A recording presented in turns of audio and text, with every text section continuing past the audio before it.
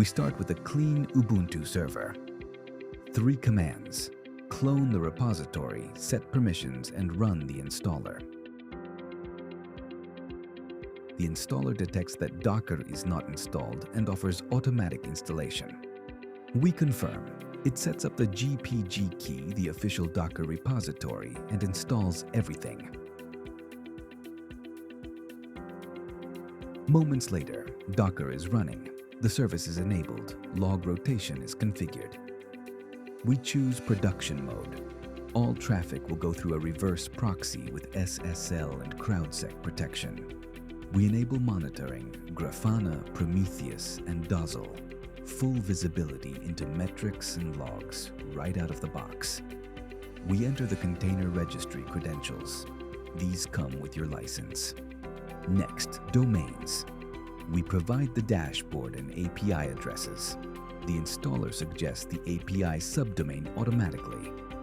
We also provide an email for SSL certificates.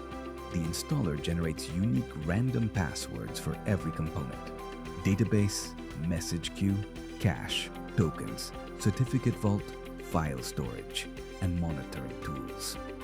Everything saved to a config file with restricted permissions, pulling container images from the registry. This takes a moment on the first install. Future updates will be much faster.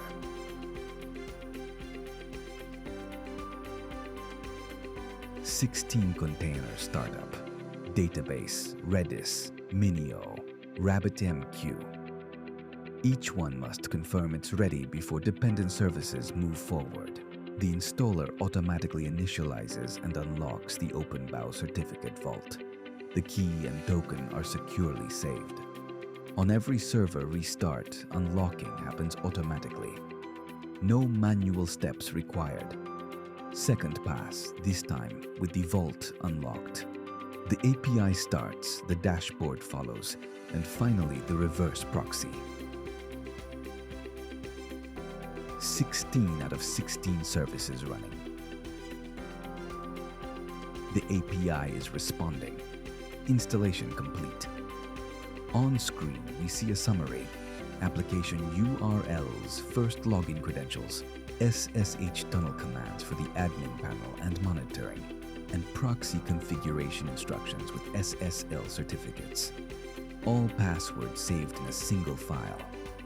The entire process, from a bare server to a fully running system, took just a few minutes.